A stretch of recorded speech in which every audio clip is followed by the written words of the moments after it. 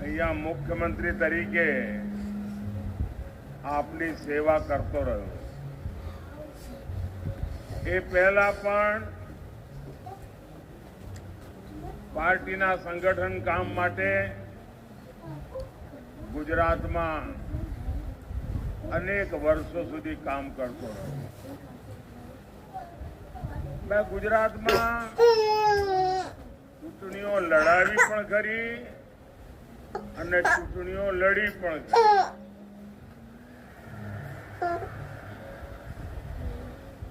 સભાઓ પણ કરી ને રેલીઓ પણ કરી। પરંતુ આજે મારે કહેવું પડશે કે આપણે ત્યાં ગુજરાતમાં બપોરે 11-12 વાગ્યા પહેલા જો કોઈ સભા કરવી હોય ને